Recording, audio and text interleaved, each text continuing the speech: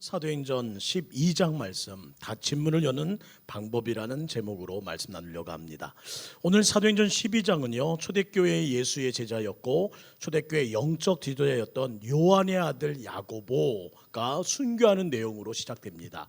야고보가 여러 명 나와요. 특별히 예수의 형제 야고보도 있었지만 오늘 순교한 것은 요한의 형제 야고보였다는 것을 알아두셔도 좋을 것 같아요. 교회 역사상 최초의 순교자는 스데반 집사였습니다. 마찬가지로 사도 중에 첫 번째 순교자는 바로 야고보였어요. 야고보. 그런데 오늘 본문은요, 야고보는 적법적인 절차를 받지 못한 채 처형당했음을 짐작하게 됩니다. 유대인들의 사형을 보면요, 지팡할 때마다 절대 칼로 죽이는 법이 없습니다. 그런데 스데반의 경우처럼 돌로 쳐서 죽이든지 다른 형틀로 죽이는 것이 유대인의 법인데, 지금 사람을 처형할 때에 그 모든 것을 무시하고 여기서 칼로 죽였다는 것을 보면 야고보의 처형은 유대법이나 로마법에 따른 합법적인 절차 없이 그냥 유대인의 환심을 얻고자 불법적인 참수형이었다는 것을 짐작하게 돼요. 그만큼 그 교회 안에서 얼마나 큰 환난과 핍박이, 그리고 사람들 안에서의 정치적인 죽음들이 편안하게 또한 아무 의미 없이 진행됐는지를 확인할 수 있습니다. 3절 첫 번째를 좀 볼까요? 상반절. 유대인들이 이 불법적인 참수형을 보고 기뻐하는 것을 봅니다. 그래서 베드로로 잡으려고 한다는 거예요. 헤롯은 야고보의 죽음으로 유대인들이 기뻐하는 것을 목격합니다. 그러자 교회의 핵심 리더인 베드로도 잡아서 사람들로 하여금 인심을 사고 인기를 누리려는 마음으로 오늘 일들이 진척된다는 겁니다. 정치꾼들의 전형적인 모습이죠. 이것이 옳은가 그른가 그런 건 판단이 없어요. 이것으로부터 내가 유익을 받는가 아니면 인기를 얻는가, 그것이 정치꾼들의 분별 없는 행동인데 그 모든 것이 자행되고 있는 현실이 바로 오늘의 상황이었다는 겁니다. 이렇게 나라의 지도자가 이렇게 정치한다면 나라 꼴이 어떻게 되겠어요? 위태로워지고 어려워집니다. 헤롯은 유대인들의 환호를 들으면서 정치적으로 더 민심을 얻기 위해서 이렇게 가혹한 일들을 교회 안에서 이끌어가고 있다는 겁니다. 스데반 집사의 순교를 거점으로 해서 예루살렘의 모든 성도들이 온 사방으로 흩어졌다고 말씀드렸어요. 그래서 이방인 선교가, 고넬료 선교가 이루어졌었지요. 근데 오늘은 주님의 12사도들이 예루살렘을 지키고 있었다는 겁니다. 왜냐하면 누군가 박해로 교회를 지켜내기 위해서는 이 박해를 이겨낼, 이 박해 안에서 순교할 사람이 필요하다는 것을 12사도는 알았다는 거예요. 모든 사람들이 다 떠나가고 박해에 몸을 숨기고 멀리 가는 그 순간에도 12사도만은 내 교회, 하나님이 성령의 기름 부으심으로 세운 이 예루살렘 교회를 지키겠다라는 마음으로 그들 안에는 내가 순교자가 되리라 하는 마음으로 예루살렘 교회를 지키고 있었다는 겁니다. 그 중에 야고보가 첫 번째 순교자로 목숨을 달리하게 돼요. 그렇게 예루살렘 교회를 지켜나갔던 12사도였습니다. 사랑하는 성도 여러분, 교회의 역사는 언제나 순교의 역사였다는 것을 우리는 압니다. 지난 2000년 동안 교회는 외부적으로 온갖 핍박과 고난과 모함에 견뎌냈습니다. 또한 내부적으로도 때로는 부패하고 때로는 타락하는, 때로는 그 모든 문제가 발각되는 가운데 위태위태한 고비고비를 넘겼어요. 그러나 지금까지 교회가 이처럼 든든히 서 있을 수도 있었던 이유가 무엇일까요? 그 가운데 12사도처럼 교회와 한국 교회를 위해 순교자 정신으로 그 자리를 지켰던 헌신자들이 있었기 때문입니다. 제가 요즘 여름을 맞아서 책 한 권을 손에 두고 있습니다. 그것이 뭐냐면 동북교회 60년사입니다. 동북교회 60년사. 각 가정에 있으신지요? 녹색으로 된 얇은 책인데요, 이제 80주년을 이룬 우리 교회가 60년까지는 어떻게 교회가 왔는지 제가 한번 돌아보면서 요즘 읽고 있는 책인데요, 찬찬히 읽는 가운데 참 많은 일들이 있었음을 고백하게 됩니다. 우리 동북교회도 그동안 힘들고 어려운 때가 많았더라고요. 귀한 헌신자들을 통해서 그때그때마다 교회를 지켜서 80주년에 이르는 일들을 보게 되었습니다. 일제의 기독교 박해와 함께 1944년 동북교회는 폐쇄된 적이 있습니다. 그냥 문을 닫아버렸어요. 그리고 8.15 해방과 함께 재건됩니다. 그러니까 우리 오는 내일이 8.15 광복절이잖아요. 그때 우리 동북교회도 다시 소생케 되고 다시 하나님의 거룩한 은혜로 재건되어서 이 이름을 붙들고 시작되었다는 겁니다. 1960년 교회 부흥의 계기를 맞아 야심차게 그때 너무나 나이 든 목회자들이 교회를 지탱하다 보니까 좀 젊은 교회로 다시 일으켜보자 하는 마음으로 60년대에 그 어떤 교회보다 앞서서 젊은 부목사를 청빙해서 도약을 꿈꿉니다. 근데 여기 온 그 젊은 부목사가 이기적인 언행을 통해서 평온한 교회가 갑자기 문제가 생겨요. 잡음이 생기고 갈등이 생겨서 그로 인한 마지막 행동이 뭐냐면 모든 교역자가 일괄사임하는 그런 일들까지도 벌어졌어요. 이렇게 교회가 소용돌이에 휩싸이게 됩니다. 그리고 1980년 강선영 목사님을 취임과 함께 교회 증축, 이렇게 교회가 만들어지는 일들이 이루어졌고, 또한 40주년 기념교회를 개척하면서 교회 부흥에 거룩한 불길이 막 일어나는 것 같아서 사람들이 막 흥분하기 시작했어요. 또 그런 일들 가운데 1987년 또 한 차례 위기가 찾아옵니다. 그 후 교회 부흥은 정체되고 이단과 관련된 교회의 모든 영적인 분위기가 흐트러지고, 또한 교우들은 그 가운데 또 마음의 상처를 받고 떠나는 일들이 또 벌어지게 되었다는 것을 보게 되면서 성도들의 마음이 얼마나 아팠을까 하는 생각이 들어요. 그러나 그때마다 하나님의 은혜로 덮어주셨던 우리 교회였고, 순교자의 정신으로 교회를 지킨 헌신자들이 버텨주셨기에 올해 80주년을 맞는 거룩한 은혜를 누리게 되고 있다는 사실입니다. 정말로 수고 많으셨고 정말로 버텨주시니라 정말로 수고 많으셨고 잘하셨습니다. 우리 옆에 분에게 인사 한번 했으면 좋겠습니다. 수고 많으셨습니다. 잘하셨습니다. 한 번만 더 인사할까요? 권사님 때문입니다. 우리 장로님 때문입니다. 우리 집사님 때문입니다. 정말 이곳에 계신 모든 분들의 그 헌신과 버팀으로 우리 교회가 80년의 역사를 이루었다는 사실을 잊지 말고, 우리 모두 다 지난날의 그 위기 때마다 함께했던 우리의 거룩한 믿음의 반석들, 더불어 하나님의 도우심의 그 은혜를 잊지 않는 우리 교회 되기를 간절히 소망합니다. 이제는 저와 여러분이 버텨내야 합니다. 또한 부흥의 불길을 다시 일으켜야 합니다. 지난날을 몰아보면서 야, 그때 그렇게 했어야 되는데, 그때 기회를 놓쳤는데, 그렇게 돌아보면서 한숨 푹푹 쉬는 그런 교회 말고 이제부터는 앞만 보고 또 새로운 날들을 만들어가며 또 위기가 닥치지 않기를 위해서 깨어 기도하는 우리가 되어야 된다는 겁니다. 이렇게 순교자의 마음으로 주님의 피로 사신 우리 교회를 지켜야 한다는 거예요. 그러면 어떻게 하는 것이 주님의 몸된 동북교회를 지켜내는 걸까요? 오늘 말씀을 보면요, 초대교회도 그런 극심한 어려움 가운데 지금 휘몰아치고 있습니다. 그렇게 믿고 있던 야고보가 갑자기 죽었지요. 설상가상으로 베드로 사도마저 잡혀갔습니다. 옥에 갇혔습니다. 지금 예루살렘 교회에 그나마 순교자 정신으로 지켰던 예루살렘 교회가 소용돌이 치고 있고 지금 풍파를 만난 상황이에요.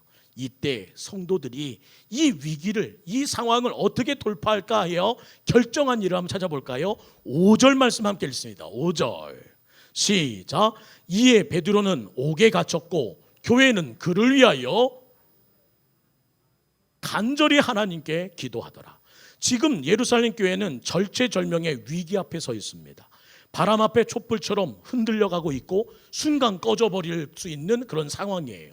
그런데 그 역사의 무대에서 사라지지 않기 위하여 그 큰 위기를, 그 불을 급하게 돌아가는 그 상황들을 바라보면서 그 모든 상황 가운데 그들은 하나님께 기도하는 일을 선택했다는 거예요. 베드로마저 잃어버리게 된다면 하나님, 우리의 미래는 예측할 수 없습니다, 낭떠러지 같습니다 하는 마음으로 하나님의 리더를 위해, 하나님의 거룩한 12사도의 영적 권위를 위해, 건강을 위해, 회복을 위해 기도했다는 거예요. 생각해 보았어요. 이때 그들이 이런 일들을 선택하는 것은 쉬웠을까? 아니었을 것 같아요. 곳곳에서 아이디어가 나오지 않았겠어요? 어떤 급진적인 젊은이는 외쳤을 겁니다. 우리가 몰래 지하 감옥으로 습격해서 베드로를 빼옵시다. 이왕 한번 하는 거 목숨 걸고 한번 해보죠 하면서 급진적인 젊은이들은 그렇게 목소리를 높였을 거예요. 현실파는 또 이렇게 말할 겁니다. 아유, 그러지 말고 헤롯이 돈을 좋아한다네. 우리 뇌물 주고 베드로 선생님을 좀 빼오자고. 그런 방법들도 이곳저곳에서 각각 머리를 모으면서 회의, 이견회, 저견회를 서로 의견들을 오가고 있을 때예요. 그러나 교회의 선택은 무엇이었다고요? 이것이었습니다. 간절한 기도. 따라합시다. 간절한 기도. 어떤 일이든지 교회의 선택은 하나입니다. 간절히 기도하겠습니다. 이것이 바로 교회를, 하나님의 영광을, 주의 역사를 일으키는 방법임을 잊지 마시고, 여러분이 다른 방법을 강구하기 전에 먼저 간절한 기도를 선택하는 여러분 되기를 주의 이름으로 축원합니다. 그래서 베드로의 투옥 소식을 듣자마자 마가의 다락방에 다시 합심으로 기도하여 성령 강림 사건의 그 거룩한 역사의 부흥을 다시 일으키기 위한 소집령이 내려집니다. 그리고 그 자리로 사람들이 다 모여 간절히 기도를 시작해요. 그때 어떤 일이 일어났다고요? 6절과 7절 말씀 보십니다. 헤롯이 잡아내려고 하는 그 전날 밤에 베드로가 두 군인 틈에서 두 쇠사슬에 매여 자고 있는데 파수꾼이 문 밖에서 옥을 지키더니 호련히 주의 사자가 나타나며 옥중에 병채가 빛나며 또 베드로의 옆구리를 쳐 쿡 누르면서 급히 일어나라 하면서 쇠사슬이 그 손에서 철컥 벗어지기 시작합니다. 교회가 한마음으로 기도할 때 하나님은 주의 사자를 보내주세요. 그 주의 사자를 보낸다는 건 뭐예요? 하나님이 그 현장을 찾아주시는 겁니다. 우리가 앞으로 모든 일을 할 때에 우리의 시작은 항상 무엇이기 원하냐면요, 하나님의 찾아오심이 되어야 된다는 겁니다. 성령 하나님이 이 자리에 함께 하심이 모든 문제의 해결임을 잊지 말고, 동북교회는 문제가 있어요, 갈등이 있어요, 불협화음이 생겨요, 위기를 만나요. 그러면 간절히 기도함으로 하나님이 찾아오심을 기다리는 제1원칙을 세우는 우리 교회 되기를 간절히 원합니다. 이어서 어떻게 하세요? 찾아오신 주님은 베드로의 메인 사실을 풀어주십니다. 이 내용은 사도행전 16장에도 빌립보 감옥에서 바울과 실라가 찬양하며 그 감옥에서 주님께 기도했더니 메인 것이 풀어지는 또 한 번의 역사가 재현됩니다. 이것이 바로 기도의 능력이라고요. 기도는 묶이고 메인 것을 풀어줍니다. 따라합시다. 기도는 묶이고 메인 것을 풀어줍니다. 할렐루야. 기도의 힘은 묶이고 메인 것을 풀어준다는 거예요. 여러분의 메인 것이 무엇입니까? 오늘 잊지 않기를 원합니다. 그 메인 것을 풀 기도의 힘이 우리에게 있다는 거예요. 마태복음 16장 19절 말씀, 자막 준비됐죠? 함께 읽겠습니다. 시작. 내가 천국 열쇠를 내게 주리니 내가 땅에서 무엇이든지 매면 하늘에서도 매일 것이요 내가 땅에서 무엇이든지 풀면 하늘에서도 풀리리라 하시고, 예수님께서 베드로에게 무엇을 주셨다? 천국 열쇠를 주셨다는 거예요. 내가 그 열쇠를 가지고 땅에서 무엇이든지 풀면 하늘에서도 풀려. 천국 열쇠가 뭐예요? 기도 열쇠를 말하는 겁니다. 오늘 하나님은 베드로에게만 그 기도의 열쇠, 천국 열쇠를 주신 것이 아니라 오늘 주님을 나의 구주로, 나의 하나님으로, 기적의 하나님으로 믿고 이 자리에 나온 모든 성도님들에게, 모든 자녀들에게 주신 열쇠라는 거예요. 주신 능력이라는 겁니다. 따라합시다. 지금 나에게 천국 열쇠가 있다. 믿으시면 아멘. 문제는 사용하지를 않는다는 겁니다. 사용하지를 않는다는 거예요. 묶인 건강의 문제를 위해서 내게 천국의 열쇠가 있다는, 기도의 열쇠가 있다는 것을 믿고 사용해야 하는데, 그냥 대부분의 사람들이 닫혀 있으니 어쩐담 하면서 그냥 근심하고 맴맴 돌다가 문고리 잡았다가 그냥 가고 문고리 잡았다 그냥 가는 일들을 반복하더라는 겁니다. 내게 물질의 문제, 사업의 문제가 있는데 이 문을 어떻게 열고 하면서 문고리 잡았다 돌고, 문고리 잡았다가 한번 열어보고 흔들어 보다가 결국 주머니에 있는 열쇠 한번 끄집어내지 못한 채 돌아가는 일들이 얼마나 많은지 몰라요. 오늘 이 밤에 오신 분들 꼭 기억하십시오. 지금 나에게는 천국 열쇠가 있습니다. 지금 나에게는 기도 응답의 열쇠가 있습니다. 믿으시면 아멘. 그걸 가지고 열면 되는데, 그 일에 대한 걱정만 하고 있는 우리의 현실, 하나님께서는 안쓰러워하신다고요. 베드로 누구예요? 초대교회 지도자였습니다. 교회는 서둘러 전 성도들의 소집 명령을 내려 기도를 시작해요. 다시 말해서 영적 지도자의 중요성을 알았다는 겁니다. 야고보가 갔습니다. 이제 베드로마저 이르면 우리 큰일 납니다 하는 마음 가지고 성도들이 자원하는 마음으로 소집 명령에 예 가야지요 하면서 모여들었다는 거예요. 마가의 다락방으로. 성도 여러분 부탁합니다. 우리는 동북교회 역사를 통해 보았습니다. 주님이 세워주신 영적 리더십의 중요성을 말이지요. 아무리 잘해보려고 해도 교역자 한 사람이 와서 잡음을 일으키고 자기의 모든 이권을 가지고 살아가다 보면 교회가 또 흔들렸다는 것이 우리 교회 역사에 기록된 흐름입니다. 더불어 하나님께서 세우신 영적 리더십이 얼마나 중요한지 모세가 양팔을 들고 있어 세움을 받아 전쟁을 승리하기 위하여 들었을 때에 아론과 훌이 두 팔을 붙들고 세워줬던 건 그 은혜가 있어야지만 우리 교회도 앞으로도 더 힘을 낸다는 사실 잊지 마시고 우리 모든 교우들이 꽉 붙들어 주시기를 주의 이름으로 부탁드립니다. 담임 목사를 위해 기도하는 것은 한 사람을 위해 기도하는 것이 아니라 우리 교회와 공동체를 위한 것이고, 장로님을 위해 기도해 주시는 것은 우리 모든 교회가 앞으로 나아갈 길들에 대한 하나된 마음과 역사를 하나님께 맡기며 또한 일하실 주님을 신뢰하는 고백인 것을 잊지 마시고 여러분이 꼭 기도해 주셨으면 좋겠어요. 잊지 맙시다. 담임 목사와 시무장로들은 영적 전쟁의 최전방에서 싸우고 있다는 사실을요. 큰 나무는 쉽게 드러나는 법입니다. 큰 건물은 눈에 확 띄는 법입니다. 그러기에 사단이 가장 먼저 공격하고 사단이 가장 강하게 공격하는 것이 앞에 서 있는 리더라는 것을 잊지 말고, 그들이 항상 문제가 되고 항상 기도가 필요할 때면 소집령을 내려서 그 모든 교우들이 모여 기도를 시작했던 것처럼 우리 모든 교회가 앞으로도 이 모든 일들에 대한 시작을 다시 한번 교우들이 담임 목사와 당회와 우리 모든 리더들을 위해서 함께 기도하는 하나님의 영적 마중물로 앞으로 80주년 이후 100주년을 향해 달려가는 내일이 있기를 간절히 소망합니다. 베드로는 예수님의 오른팔 같았던 수제자였어요. 근데 그가 핍박과 첫 번째 타겟이 되어서 결국 예수님을 3번 부인하는 일들로 치닫게 되잖아요. 그 예수님이 잡히는 현장에서 무려 3번이나 주님을 부인할 뿐만 아니라 손사래를 치면서 나는 그 사람 모릅니다 하면서 숨었던 그였어요. 그런데 그 약함을, 그 현실을 바라보고 나서 그 괴로움과 그 통곡 가운데 그가 어떻게 했어요? 다시는 이렇게 무너지지 아니하리라, 이렇게 예수님 부인하지 아니하리라, 이 약함을 어찌할꼬 하는 그 고백 가운데 그가 선택한 것은 무엇이냐? 기도 무릎으로 살았다는 겁니다. 3번의 부인 이후에 통곡하며 엎드려 했던 것이 뭐냐면 주여 내 평생에 기도 무릎으로 살겠습니다. 그리고 그 후 평생토록 베드로가 서 있었던 기도 현장에는 하나님의 역사가 끊임없이 이루어졌다는 것이 성경의 기록이었어요. 처음은 약한 자, 무능한 자, 부인한 자였지만 그러나 주님 앞에 통곡하고 기도 무릎으로 하나님 무릎 꿇고 주님께 나가겠습니다는 그 마음으로 살았을 때에 그의 모든 삶이 승리와 이전에는 재현하지 않는 패전병이 되지 않았다는 겁니다. 더불어 영적으로 잠들지 않기에 늘 깨어 있었던 그는 성도들에게도 외치고 외쳤습니다.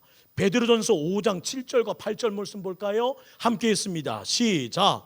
너의 염려를 다 주께 맡기라. 이는 그가 너희를 돌보심이라. 근신하고 깨어라. 너희 대적 마귀가 우는 사야같이 두루 다니며 삼킬 자를 찾나이다. 내가 그 우는 사자의 그 마귀의 조롱에 넘어갔습니다.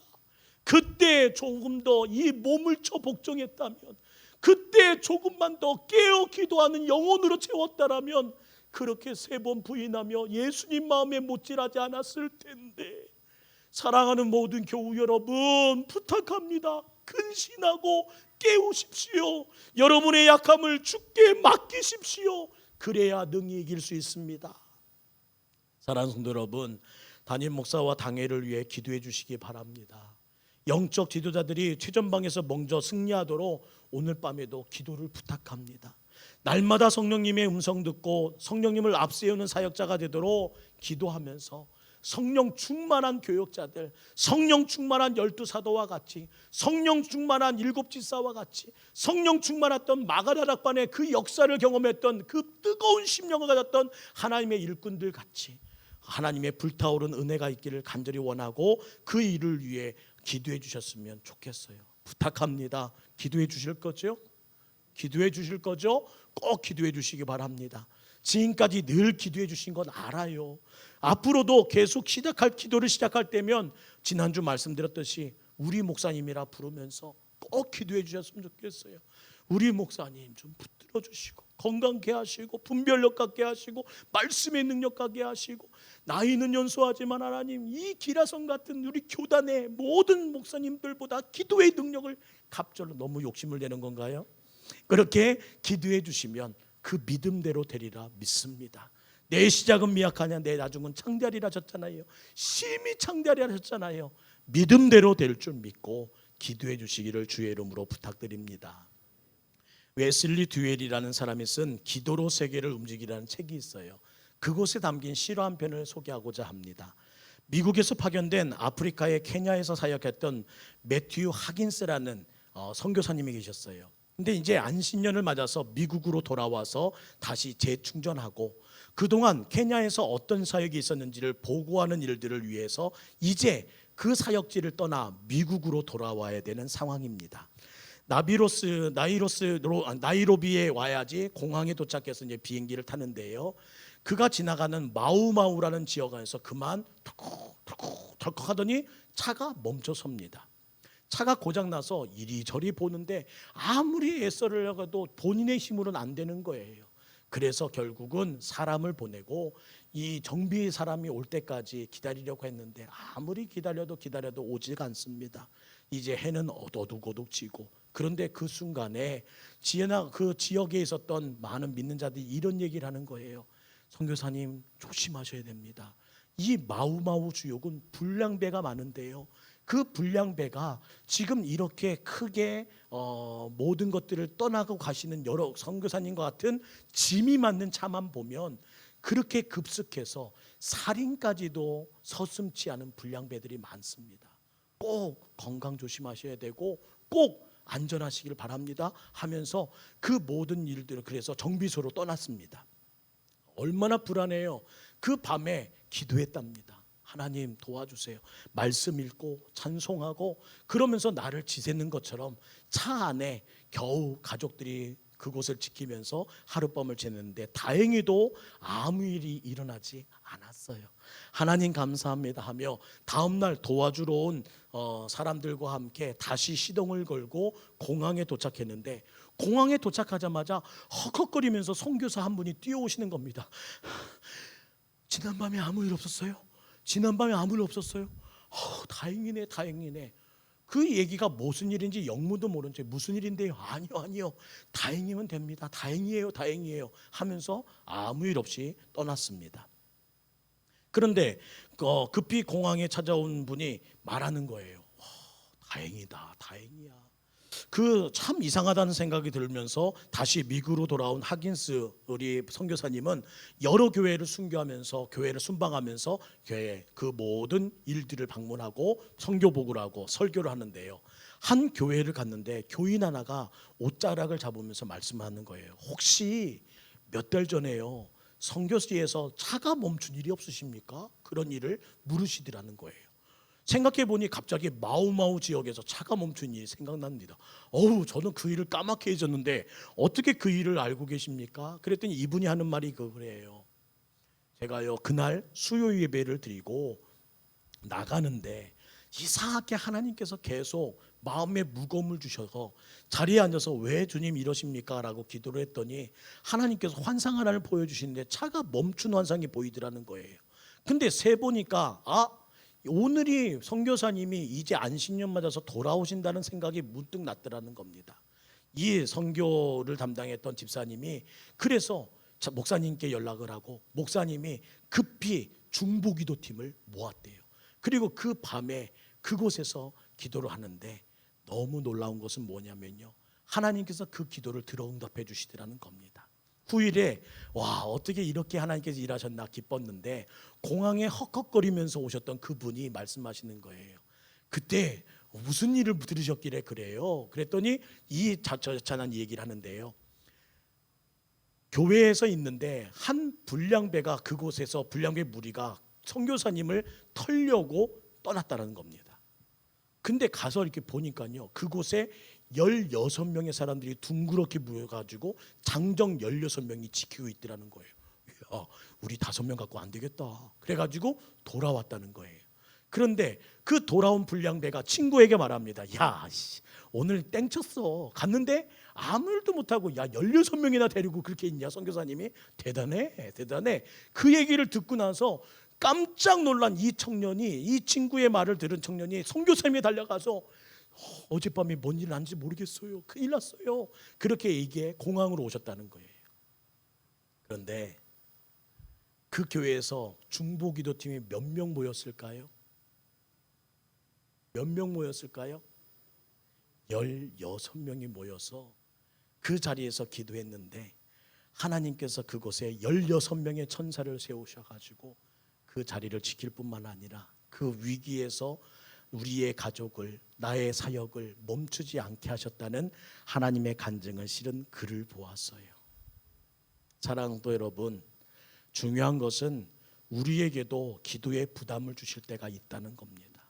저는 오늘도 하나님께서 분명히 말씀하실 것 같아요. 너의 닫힌 문 또 그냥 열지 않고 갈래? 내가 너에게 하늘의 문을, 하늘의 열쇠를 줬고 기도의 열쇠를 줬는데 또 걱정만 하며 갈래? 그냥 그 부담감 가지고 한번 열어보자고, 해보자고, 믿음으로 다시 한번 열쇠를 꼽아보자고, 주머니에 있는 열쇠 확인해 보자고, 너에게 그 기도의 열쇠가 있는지를 오늘 이 밤에 다시 한번 확인하자고. 닫힌 문을 여는 방법은 기도밖에 없습니다. 이 자리에 건강의 문제 때문에 오늘도 그 닫힌 문 열고 싶은 기도자가 있잖아요. 주님이 주신 말씀으로 듣고 하나님이 주신 기도의 문 열기를 소망합니다. 자녀의 앞길이 지금 눈에 환하게 큰 길 보이지 않아서 답답해하는 어머니의 기도가 있잖아요. 그 닫힌 문, 어머니의 천국의 열쇠로 한번 열어보자고요. 사업도 마찬가지고 우리의 모든 인생의 문제도 마찬가지예요.